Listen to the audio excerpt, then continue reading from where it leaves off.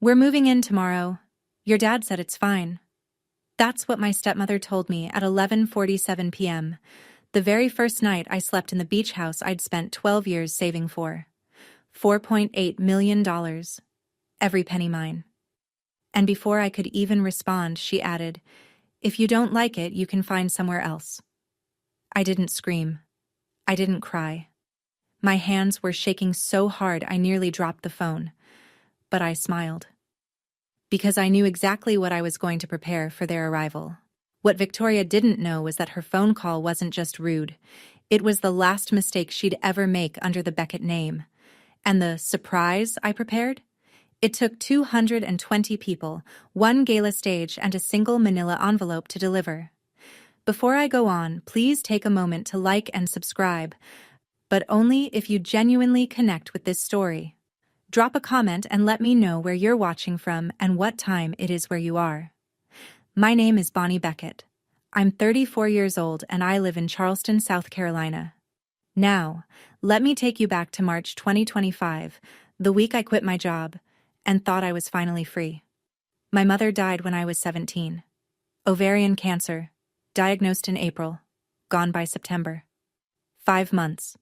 That's all the warning I got before the person who loved me most in this world simply wasn't in it anymore. My father, Gerald Beckett, was a well-respected real estate attorney in Charleston's low-country legal circle. He grieved the only way he knew how, by working until he couldn't feel anything. 2 years later, he married Victoria Hale. At first, she was warm, attentive. She brought homemade lemon bars to Sunday dinners and called me sweetheart, with what I genuinely believed was sincerity. But 6 months after the wedding, the lemon bars stopped, and so did the sweetness. It started small.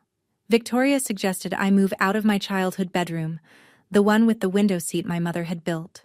So Paige, her daughter from a previous marriage, could have a proper dressing room. I looked at my father, waiting for him to say something. He squeezed my shoulder. "It's just a room, kiddo." It was never just a room. By Christmas 2011, I wasn't in the family photo.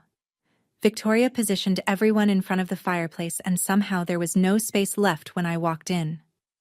"Oh," she said, adjusting Paige's collar. "I thought you said you didn't want to be in it." I paid for my own college. Full scholarship to the College of Charleston, plus 2 part-time jobs, one at a bookstore, and 1 tutoring statistics. Paige went to a private university in Savannah, tuition fully covered by my father. When I once asked him why the difference, he looked confused. "Victoria said you preferred being independent." Her favorite phrase, "I'm not being mean, I'm being practical." She used that line every single time she cut me out of something, and for 15 years, I let her. Here's the thing about being invisible inside your own family. It gives you an extraordinary amount of privacy. After graduating summa cum laude in finance, I took a junior analyst position at Meridian Strategy Group, a boutique consulting firm in downtown Charleston. Within 3 years, I was leading client engagements. Within 7, I was a senior strategy consultant managing restructuring projects for companies with revenues north of $200 million. By the time I left, my base salary plus performance bonuses totaled roughly $340,000 a year. Victoria never knew. She never asked. At family dinners, the ones I was invited to, which grew fewer each year, she'd wave her hand when my work came up. "Bonnie does something with spreadsheets." Then she'd turn to Paige. "Tell them about your new marketing campaign, sweetheart. Paige is the successful one." I let her believe that. I let all of them believe it. Starting in 2013, I funneled every dollar I didn't need into index funds and 2 rental properties, a duplex in West Ashley and a townhouse near the medical university. I lived modestly. I drove a 7-year-old Honda. I wore clothes from Target to Thanksgiving dinners at my father's house, while Victoria showed off a new Cartier bracelet each year. By March 2025, my net worth sat at approximately $5.2 million. Not a soul in my family had any idea. The only person who knew everything was Marcus Trent, my attorney since 2019, a sharp-eyed specialist in real estate law and financial fraud. It was Marcus who first flagged something strange in July 2024 while reviewing my father's property records for an unrelated inheritance question. "There's a transfer deed for the Mount Pleasant house," he told me. "Gerald's signature on it looks off. I'm saving a notarized copy, just in case." I thanked him. I filed it away. I wasn't ready to fight. Not yet.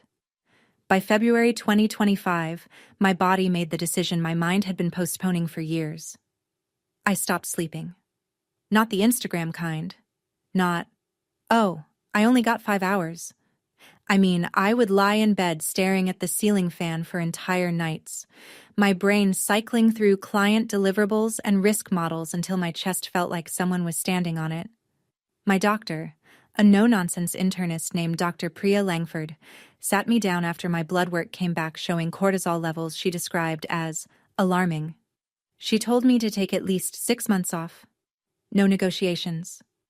I submitted my resignation on February 28th.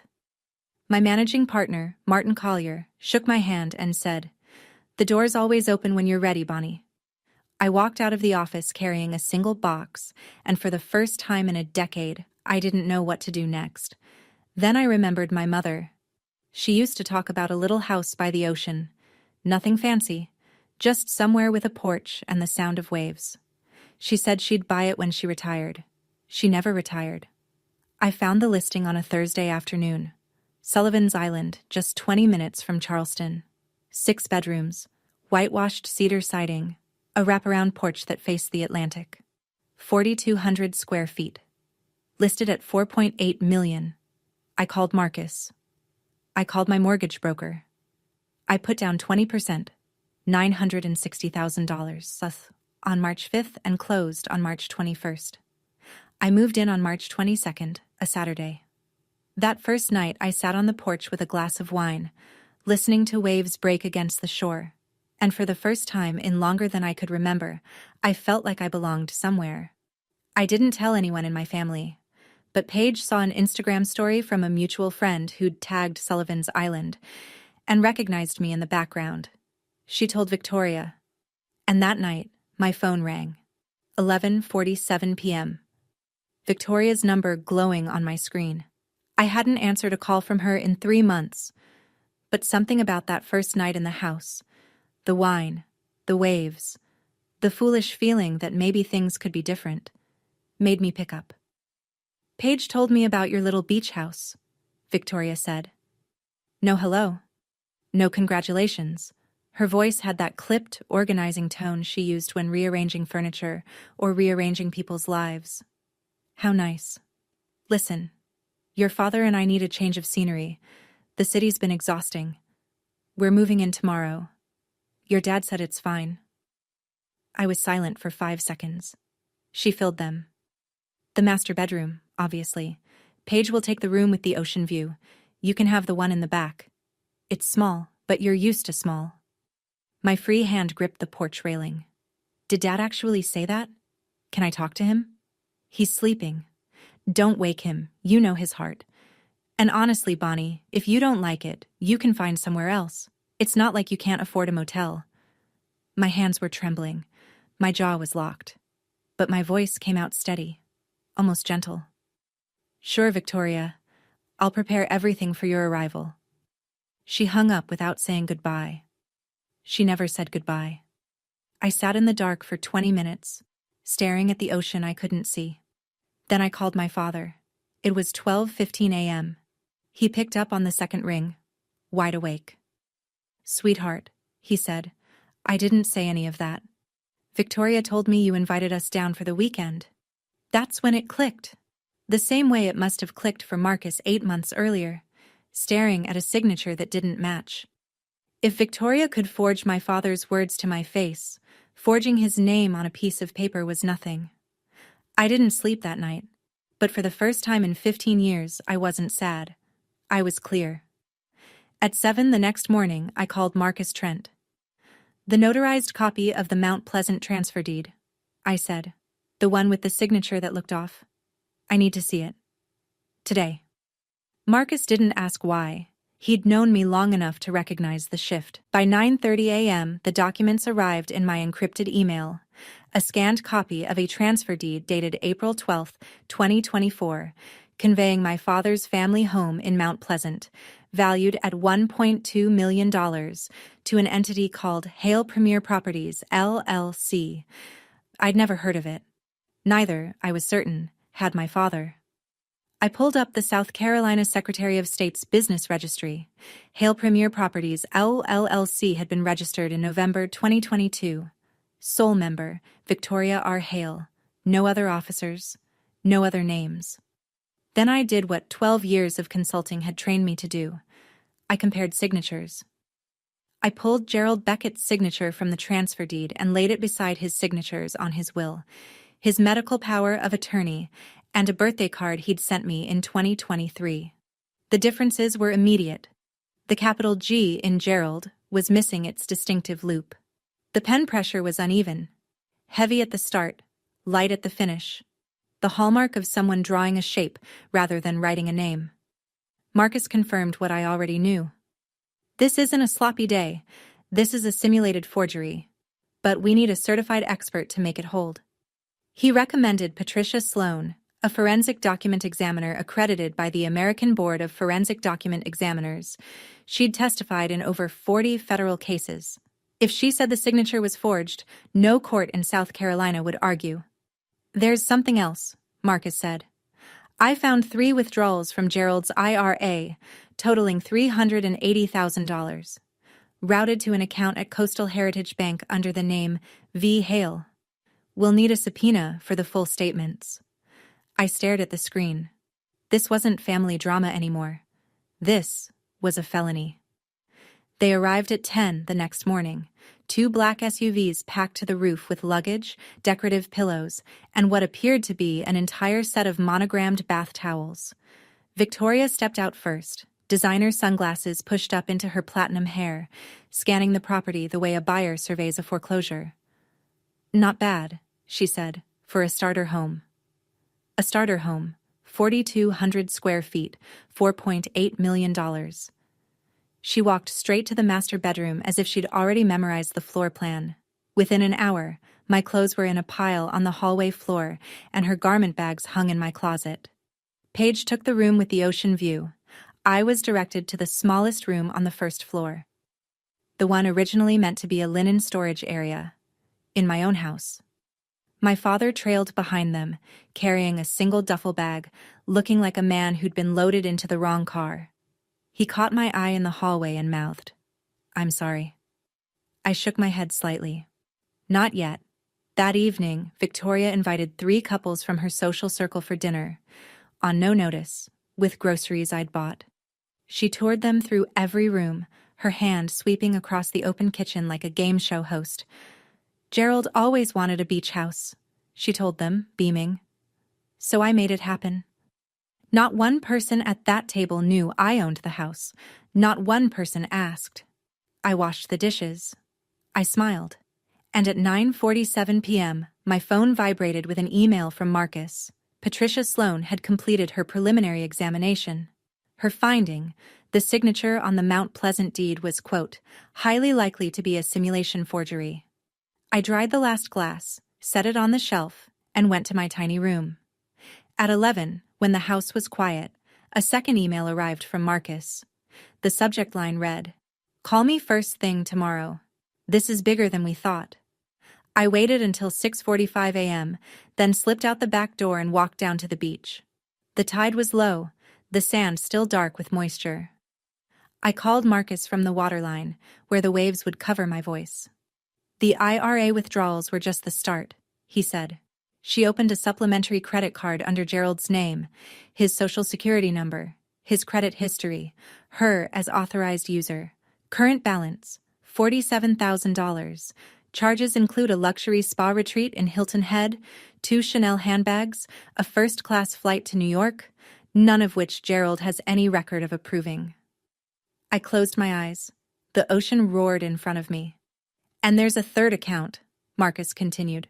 "A savings account titled V. Hale Trust at the same bank, $215,000. Source, Transfers from their joint household account, categorized as household expenses. I did the math standing there with salt water soaking through my sneakers.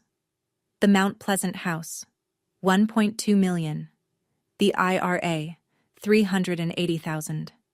The credit card, $47,000. The trust account, $215,000. Total, approximately $1.842 million. Stripped from my father without his knowledge while he recovered from a mild heart attack and trusted his wife to manage the household. That same afternoon, Patricia Sloan filed her official report. Report number PS 202500087. Her conclusion was unambiguous. The signature on the April 12th transfer deed was a simulated forgery, assessed at the highest probability level the discipline recognizes. We're looking at forgery in the first degree and exploitation of a vulnerable adult, Marcus said. Both felonies under South Carolina Code. What do you want to do? If I report it now? Victoria gets arrested. Gerald gets blindsided. The whole city knows by dinner. And if there's another way? Marcus paused. The Low Country Bar Association's annual charity gala is June 14th. Victoria's being honored, Philanthropist of the Year. If any of that stolen money flowed into the foundation, the award is built on fraud. He let the implication hang. You want to end this in a police station, or on the stage she built for herself? I knew the answer before he finished the question. 84 days. That's what I had between March 23rd and June 14th. The night of the gala. I broke the plan into 3 phases. Phase 1, March through April. Compile every piece of evidence into a file that could withstand scrutiny from a judge, a journalist, or a room full of lawyers. Phase 2, May. Protect my father. Transfer oversight of his finances to an independent fiduciary, get his health stabilized, and prepare him for what was coming. Phase 3, the first 2 weeks of June. Coordinate the reveal at the one event Victoria cared about more than anything on earth. Marcus filed the subpoena request with Charleston County Court on March 28th. Estimated turnaround, 30 to 45 days. Patricia Sloan was already working on her full forensic comparison. The pieces were moving. But I needed one more person. Someone whose credibility Victoria couldn't dismiss and whose platform could outlast a single evening. I called Della Fairchild. Della was 52, a senior editor at the Charleston Society Review, the magazine that chronicled every gala, fundraiser, and garden party in Low Country high society. More importantly, she had been my mother's college roommate. They'd stayed close until the end. Della was one of the last people to visit my mother in hospice. When I told her what I'd found, the line went quiet for a long time. Then Della said, "I've had doubts about Victoria for years. She donates big but never lets anyone see the books. Every time I pitched an audit story, my publisher killed it. Too many advertisers in her circle." Della agreed to attend the gala as a credentialed member of the press. If the evidence held, she would publish a full investigative piece in the Charleston Society Review, a publication with 85,000 readers among the Low Country elite. "One condition," she said. "Every document gets verified independently before I write a word." I wouldn't have it any other way. Living with Victoria in the beach house for those weeks was like sharing a cage with someone who didn't know the lock was already broken. April settled in, and so did she. She changed the locks on the master bedroom, my master bedroom, without asking. She hired a decorator to redo the living room in what she called coastal chic: new throw pillows, a driftwood coffee table, a $6,000 linen sectional. The invoice for $12,000 arrived in my mailbox with a sticky note. "Bonnie, take care of this. XOV. I paid it. I needed her comfortable. I needed her careless." Every Friday, she hosted what she called sunset socials, 5 or 6 couples from her Charleston circle, drinking my wine on my porch, listening to Victoria narrate her life as though she'd built it from scratch. I overheard her tell a woman in a cashmere wrap, "Bonnie is going through a phase, quit her little job, living off savings. We're here to keep an eye on her, really." The woman glanced at me with pity. I refilled her glass. My father pulled me aside one evening in the kitchen. "Are you okay, sweetheart? Victoria says you've been stressed. That you're not handling the career change well. I'm fine, Dad. Better than fine. He studied my face but didn't push. Gerald Beckett had spent 63 years trusting the wrong people to tell him the truth about the people he loved. One afternoon, while Victoria was at a spa appointment, I picked up the iPad she'd left on the kitchen counter. Her browser history was still open. The most recent search: how to add name to property deed South Carolina. She wasn't just visiting, she was planning to put her name on my house. That evening, Marcus called. Subpoena's been approved, bank statements in 2 weeks. He hesitated. But Bonnie, there's another account we haven't seen yet. The Coastal Heritage Bank statements arrived in Marcus's office on the first Monday of May, sealed in a courier envelope marked confidential. Court order enclosed. He called me at noon. I sat in my car in the Sullivan's Island public parking lot, the only place I could be certain Victoria wouldn't overhear. The V. Hale account matches what we expected. $380,000 from Gerald's IRA, deposited in 4 installments between January and October 2024. Marcus said. The credit card we already knew about. $47,000. You said there was another one. There is. A savings account titled V. Hale Trust. Balance as of last month, $215,000. All of it transferred from the joint household checking account Gerald shares with Victoria. Each withdrawal listed as household expenses: groceries, maintenance, utilities. Except it all went to this separate account. I stared through the windshield at the marsh grass bending in the wind. Total damage? $1.2 million for the house, $380 from the IRA, $47 on the card, $215 in the trust account.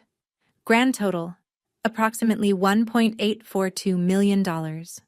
He let that number sit. Marcus, if I tell my father now, he'll confront her. He won't be able to help it. And that could wreck the gala plan. Or worse, his heart. I know. But he needs to hear it before that night. He needs to stand up on that stage knowing the full truth, and he needs to sign an affidavit confirming he never authorized any of it. We settled on June 1st, 13 days before the gala. Early enough for Gerald to prepare. Late enough that Victoria wouldn't have time to build a counter-narrative. That same week, Patricia Sloan sent an addendum to her report. The handwriting in the forged signature on the Mount Pleasant deed was consistent with the handwriting on the fraudulent credit card application. Same person, same pen habits, same crime. June 1st, a Sunday. I woke before dawn and watched the sky turn from charcoal to pale gold through my tiny first-floor window. Victoria wouldn't be up until 9. She never rose early on weekends. I had a narrow window. I found my father on the porch at 5:45 a.m., sitting with a cup of coffee he'd made himself, watching the pelicans glide over the breakers. "Walk with me?" I said. We took the boardwalk down to the beach. The sand was cool under our feet.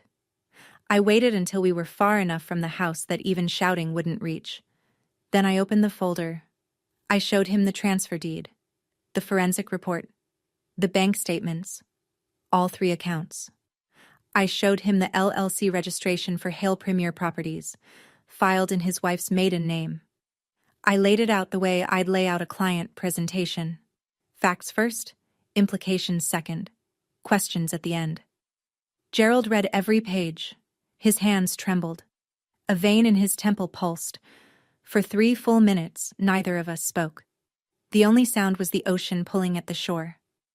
"I didn't sign this," he said finally, his voice barely audible above the waves.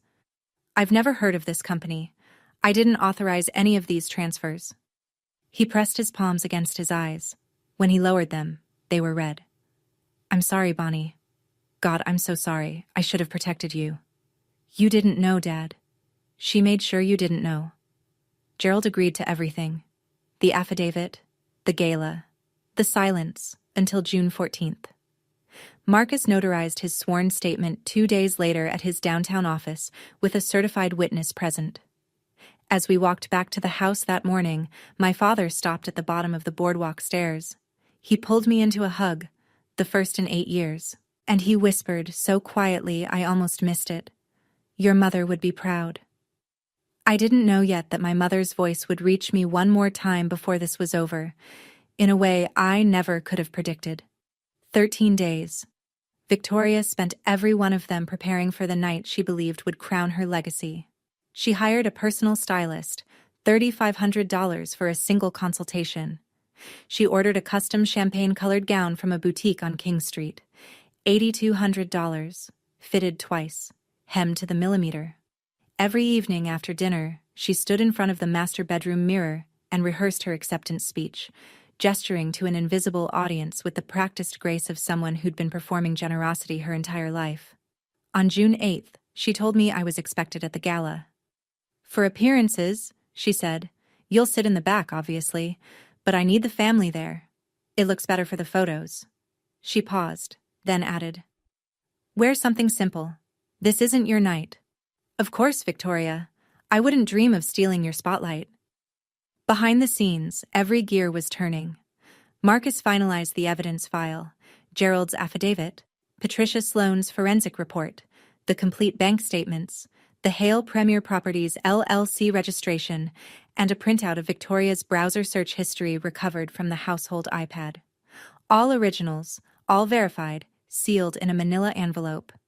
On June 10th, Marcus met with Judge Raymond Holt, the president of the Low Country Bar Association, who was personally overseeing the gala.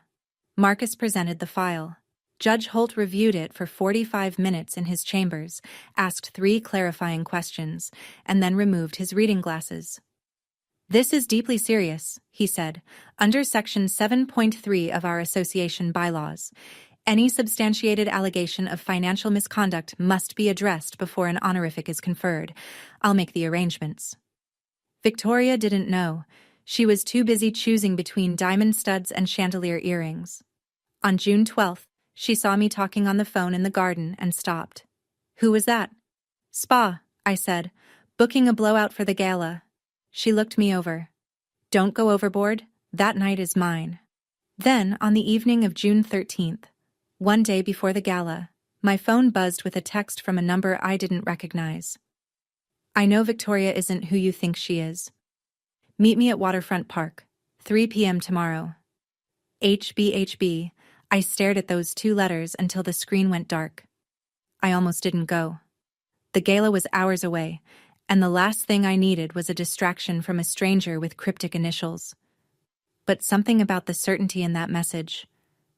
"I know Victoria isn't who you think she is," told me this person had been waiting a long time to say it. Waterfront Park, 3 p.m., June 13th. The sun was brutal, the kind of Charleston afternoon that makes the air shimmer above the pavement. I sat on a bench near the pineapple fountain and watched a woman approach.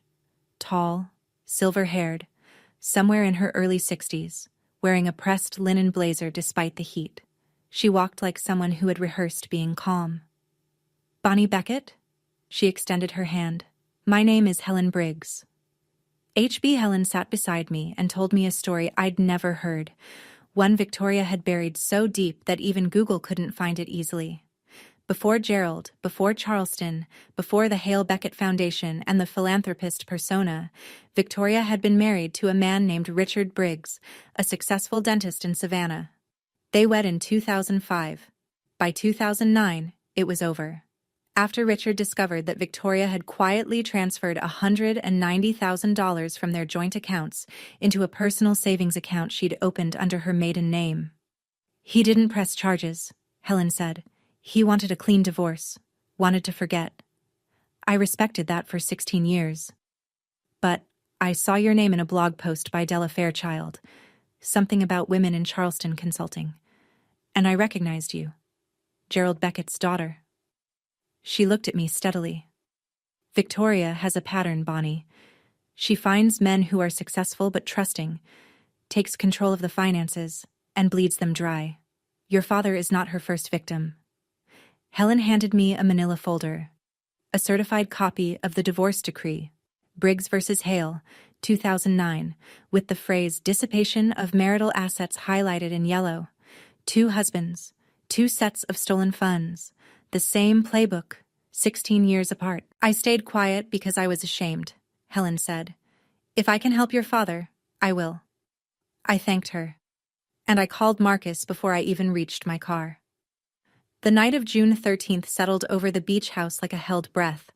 Victoria was in the master bedroom, rehearsing her speech one last time. Through the door, I could hear the cadence of her voice rising and falling, grateful, humble, rehearsed to perfection. In the next room, Paige was arranging jewelry on the dresser, holding up earrings to her reflection, completely unaware that by tomorrow night, every piece of the life her mother had constructed would be scattered across a ballroom floor. My father knocked on my door at 10 o'clock. His face was drawn, but his eyes were steady. The eyes of a man who had finally stopped looking away. He held a small wooden box, walnut, with a tarnished brass clasp. "I found this," he said quietly, in the locked drawer of Victoria's nightstand. "She was at the spa this afternoon. I wasn't looking for it. I was looking for my reading glasses." He opened the box. Inside were 2 handwritten pages, folded once, the paper yellowed at the edges. My mother's handwriting. I knew it instantly. The looping lowercase y. The way she crossed her T's with a slight upward slant, as if every word was reaching for something better. The letter was dated 3 days before she died. "Bonnie, my brave girl. You don't need anyone's permission to live your life. You are enough. You have always been enough. Don't ever let anyone make you doubt that." Victoria had kept this letter hidden for 17 years. My mother's last words to me, sealed in a box, locked in a drawer, in the bedroom of the woman who had spent a decade and a half telling me I was nothing. My father and I sat together in my small room and cried without speaking.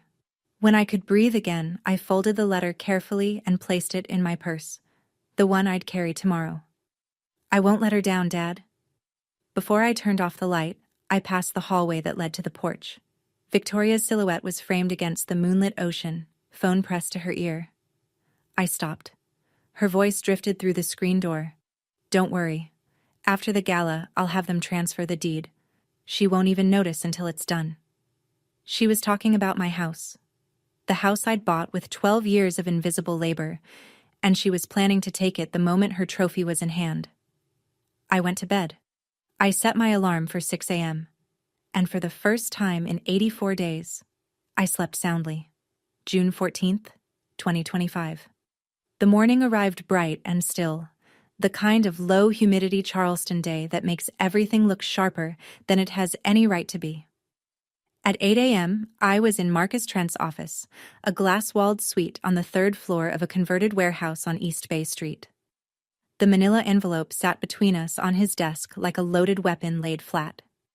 We reviewed the contents one final time, the forged transfer deed with Patricia Sloane's forensic report, number PS202500087, the Coastal Heritage Bank statements for all 3 accounts, Gerald's notarized affidavit, signed and witnessed on June 3rd, the Hale Premier Properties LLC registration, the divorce decree from Briggs vs. Hale, 2009, and a screenshot of Victoria's browser history. The search for how to add a name to a property deed in South Carolina. Time-stamped, device identified, saved to PDF. "Helen Briggs confirmed this morning," Marcus said. "She purchased a ticket through Della, table 12. She's ready." At 10 o'clock, Marcus met Judge Holt at the courthouse for a final briefing. The judge had already informed the gala's organizing committee. The Philanthropist of the Year award would be paused before presentation, pending a matter related to the nominee that requires the association's attention. The committee agreed, reluctantly, but unanimously. No one in Charleston's legal elite wanted their signature award tainted by unexamined fraud. Victoria, meanwhile, spent the morning in a state of radiant oblivion. She emerged from the master bedroom at 2 o'clock in her champagne gown, hair swept into a high chignon, diamond pendant catching the light. She surveyed me in my simple black dress and pearl earrings the way a queen surveys a chambermaid. "At least try to look like you belong there, Bonnie." I met her gaze. "Don't worry, Victoria. Tonight, everyone will know exactly where I belong."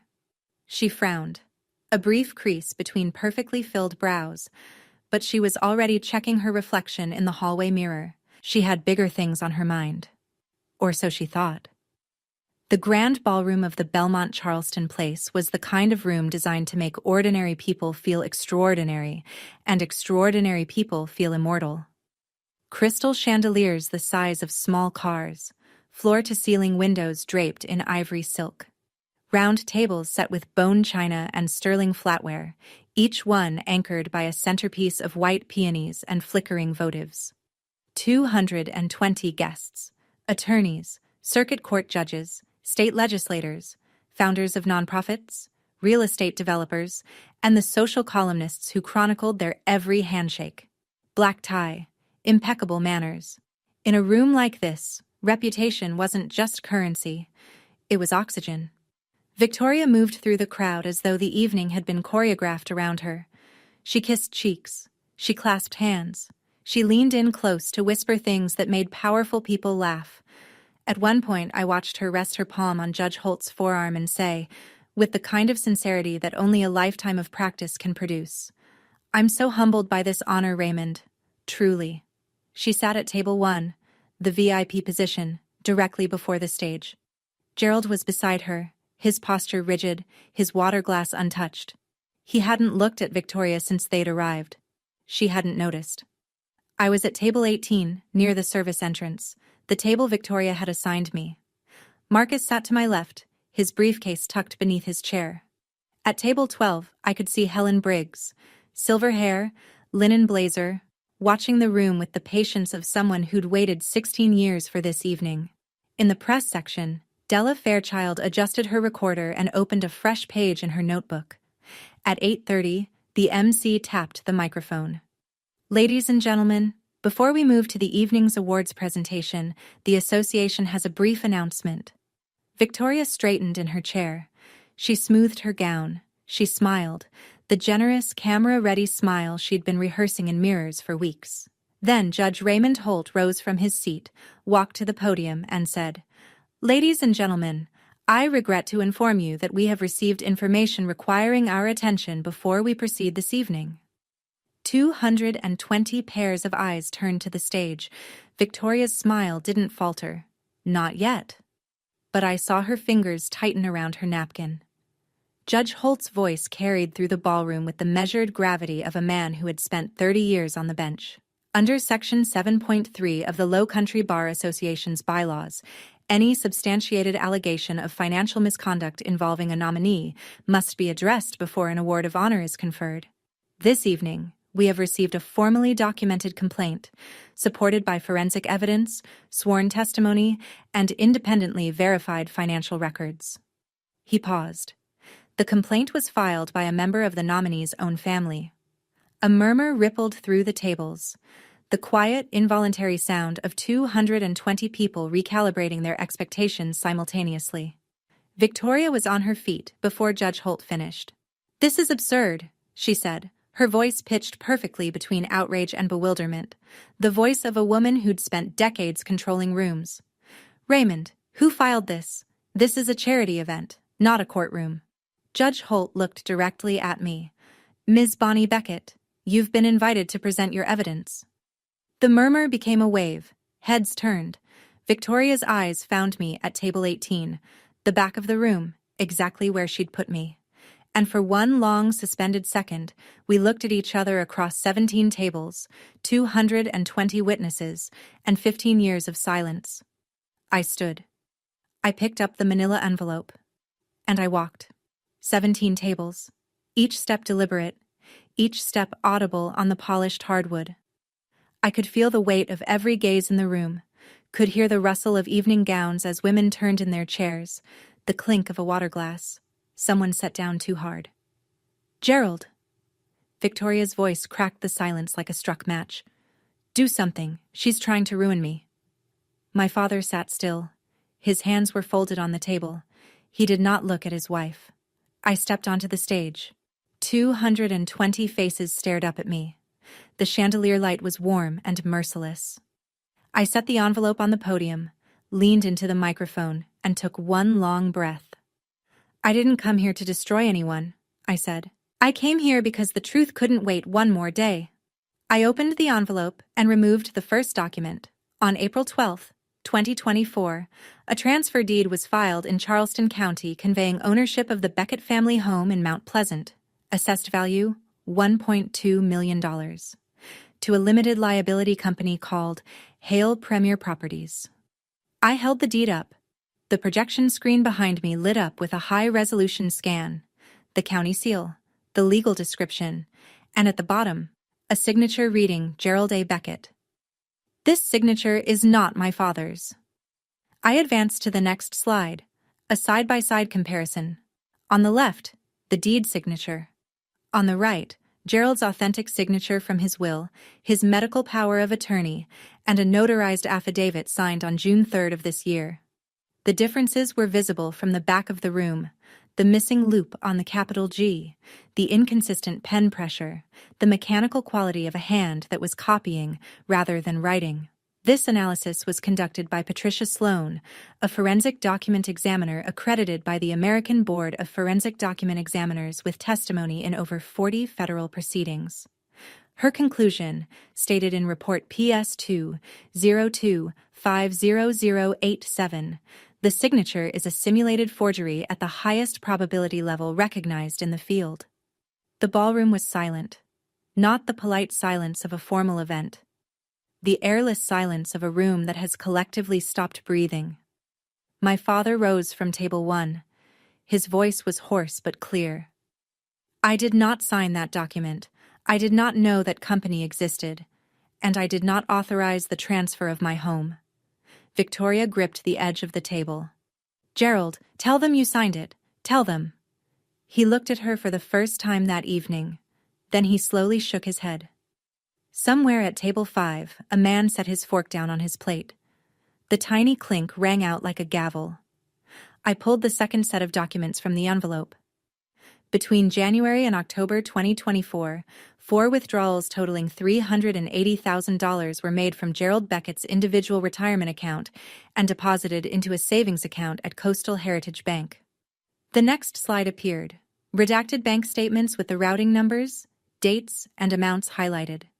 The account is registered under the name V. Hale. I heard a chair scrape.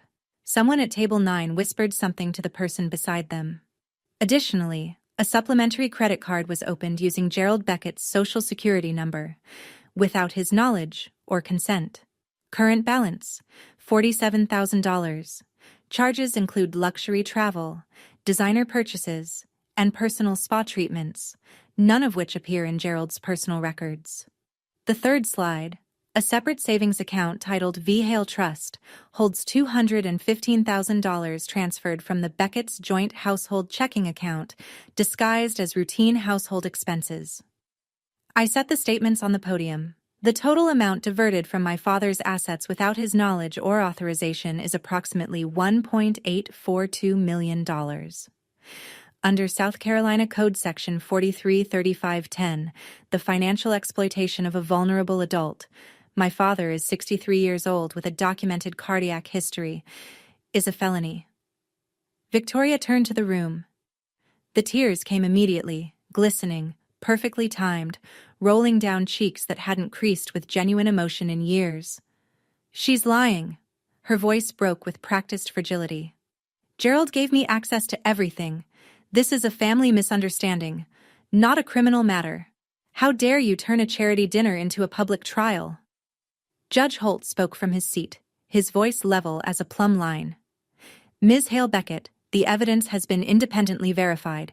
The association is revoking the Philanthropist of the Year award, effective immediately.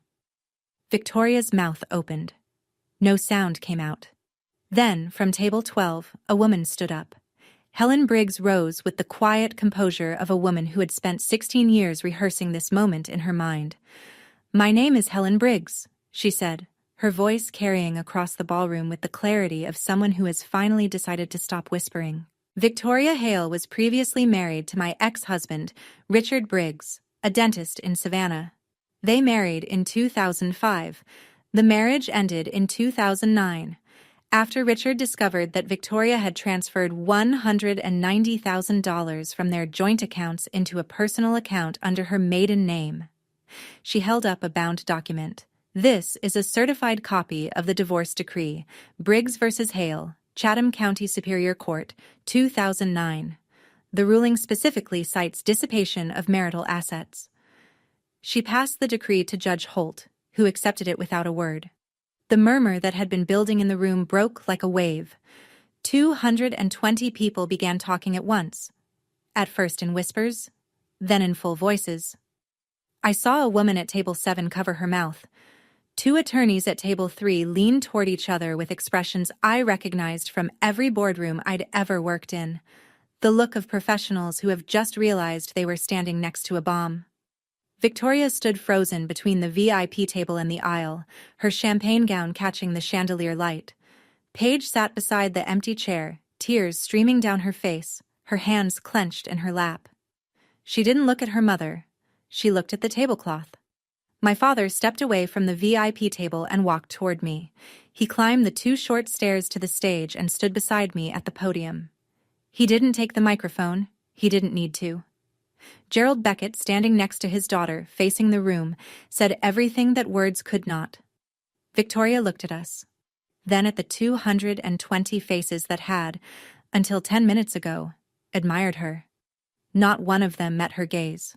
She picked up her clutch. She walked to the exit. The sound of her champagne heels striking the marble floor echoed through the ballroom long after the door closed behind her. No one followed. For a few seconds after the door closed, the ballroom held its breath. Then Judge Holt returned to the podium.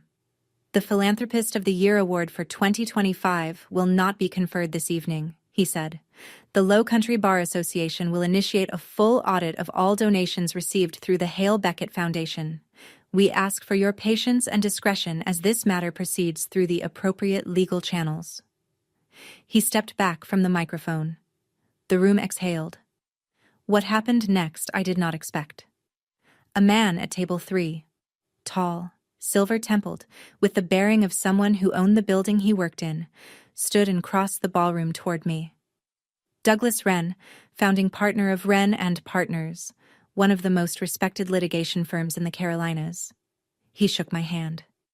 You presented that more clearly than half the attorneys I've hired in 20 years. If your father needs legal representation for the divorce or the criminal referral, here's my card. He pressed it into my palm. Pro bono. Behind him, Della Fairchild caught my eye from the press section. She nodded once. The kind of nod that means I have everything I need. I returned to the microphone one final time. The room quieted again. I didn't come here tonight to tear someone down, I said. I came because my father deserved to know the truth. Because silence isn't loyalty, it's surrender. And because no one in this room or anywhere else should have to trade their dignity for the appearance of family harmony. The applause began at table 12, Helen, steady and certain. It rippled outward through the room, not thunderous, not jubilant, but deliberate. The sound of 220 people offering something rarer than praise. Respect. My father took my arm as we descended the stage steps. His grip was firm. His eyes were clear. And for the first time in 15 years, we walked out of a room together. The drive back to Sullivan's Island took 23 minutes. My father sat in the passenger seat and didn't speak for the first 20. Then, somewhere on the bridge over the Intracoastal Waterway, with the marsh stretching out black and endless on either side, he said, "I'll file for divorce Monday." I didn't argue. I didn't comfort. I just reached over and squeezed his hand. When we pulled into the driveway, the house was dark. Victoria's things were still there. The garment bags, the monogrammed towels, the decorative pillows she'd chosen for my living room. But she was not. She'd apparently taken an Uber from the hotel. Where she went, I didn't know. I didn't look.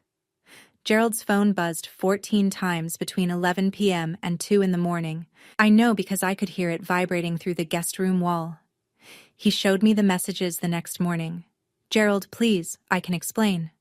Don't do this to our family. Then, you're making a mistake.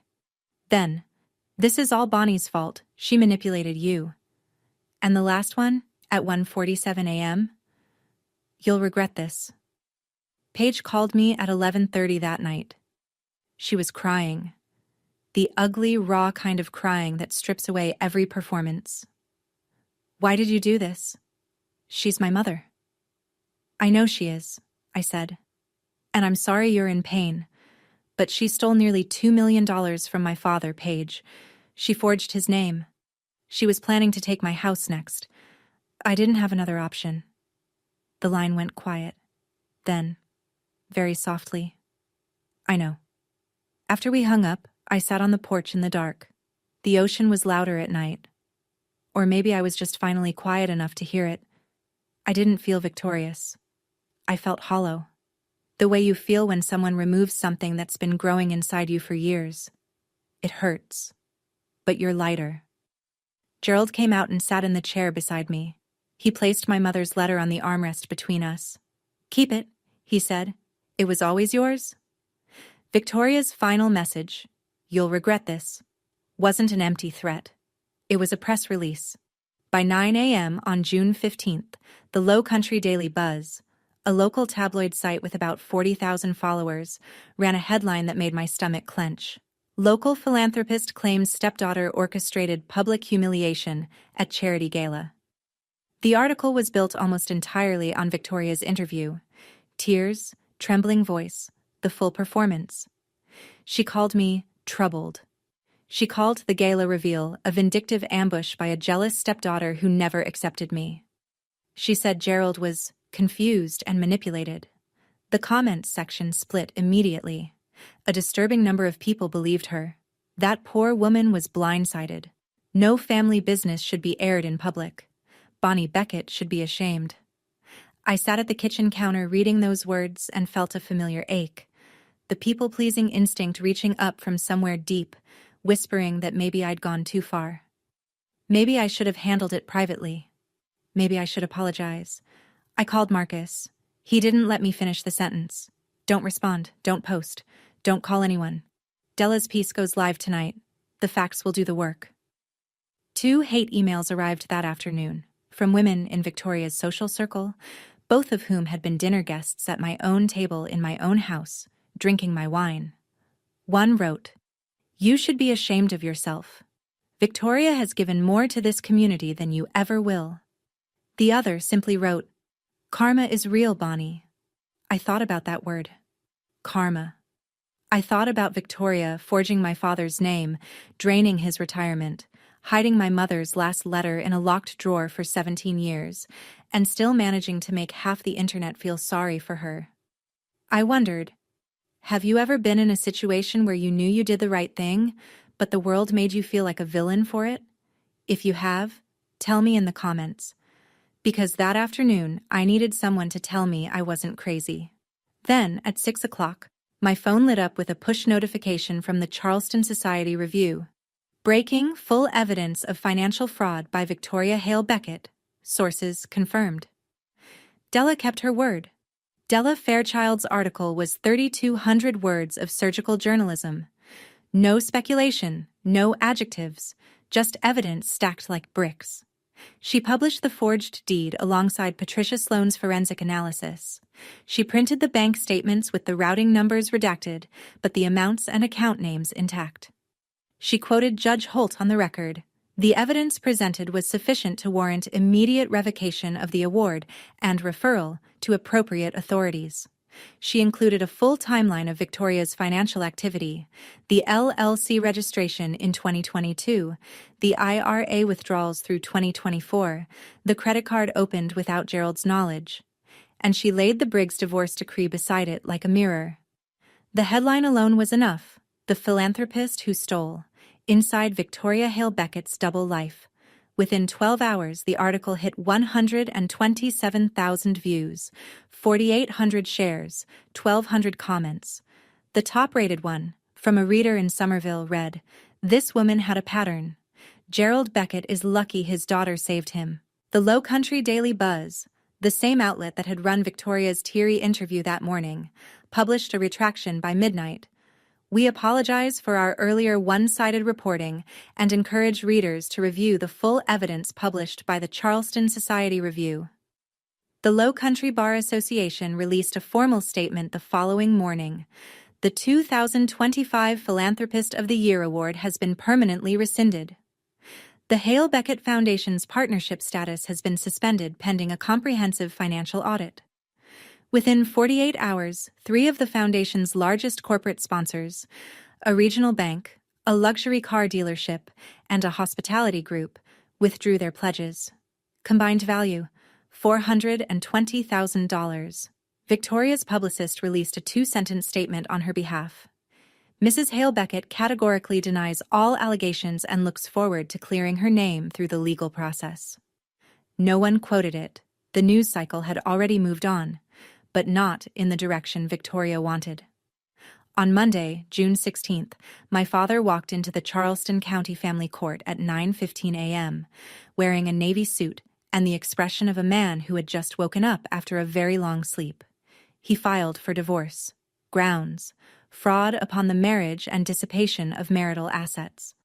The petition was 14 pages long, prepared by Marcus Trent over the preceding 2 weeks, and it cited every document, every account, and every forged signature we'd uncovered. That same afternoon, Marcus drove to the Charleston County Sheriff's Office and filed a formal criminal complaint. The charges he recommended were precise: forgery in the first degree under South Carolina Code Section 1613-10. Exploitation of a vulnerable adult under Section 4335-10. Identity fraud for the unauthorized credit card. Each one a felony. Each one carrying potential prison time measured in years, not months. The sheriff's office opened an investigation immediately. Victoria was instructed to present herself within 72 hours. By Wednesday, she had hired Nathan Pratt, a well-known Charleston criminal defense attorney. Pratt's first move was a phone call to Marcus, proposing a settlement. Return the money, close the accounts, drop the charges, and everyone walks away quietly. Marcus relayed the offer. I didn't need 30 seconds. No settlement, I said. My father is entitled to the full protection of the law, not a handshake in a conference room. By the end of that week, Coastal Heritage Bank had frozen both the V. Hale Savings Account and the V. Hale Trust, a combined $595,000, locked until the investigation concluded. Paige called me that Thursday, her second call since the gala. Her voice was calmer this time, quieter. Can we talk? She asked. Not as enemies. I never thought of you as my enemy, Paige, I said. But you need to decide where you stand. I can't do that for you. She was quiet for a long time. Then she said, I know. The final number arrived on July 2nd. The Low Country Bar Association's emergency audit of the Hale Beckett Foundation uncovered what Marcus had suspected from the beginning.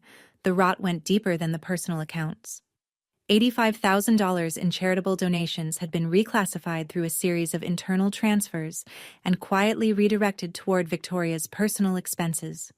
Event planning invoices that turned out to be catering for her private dinner parties, administrative costs that matched the exact amount of her monthly spa membership, and a $10,000 consulting fee paid to Hale Premier Properties, LLC, the same shell company used to steal my father's house.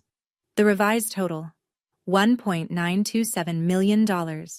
On that same day, the Charleston County Grand Jury returned a formal indictment, 4 felony counts: forgery in the first degree, exploitation of a vulnerable adult, identity fraud, misappropriation of charitable funds. Victoria surrendered herself at the county courthouse, posted $75,000 bail, and was released with a GPS ankle monitor and a court order prohibiting contact with Gerald Beckett. The restraining order was granted the same afternoon, 200 feet, no exceptions. Della Fairchild published a follow-up. The Post and Courier, South Carolina's largest daily newspaper, picked up the story. So did the Charleston City paper. Conservative estimates place the combined readership at over 500,000. On social media, the hashtag Hale Beckett fraud trended regionally for 3 days. Victoria's name, once synonymous with charity luncheons and society page features, now returned only one kind of search result. Her defense attorney, Nathan Pratt, floated the idea of a countersuit. Defamation against me. Marcus's response was a single sentence in an email. Every statement made at the gala was supported by independently verified evidence reviewed in advance by a sitting judge. We welcome the discovery process. The countersuit was never filed, In the first week of July, after the indictment and the restraining order and the newspaper headlines had all settled into a kind of exhausted stillness, I sat down with my father on the porch of the beach house. The same porch, the same chairs. But nothing else was the same. "Dad," I said, "I love you. I need you to hear that first, because what I'm about to say might not sound like love, but it is." He nodded.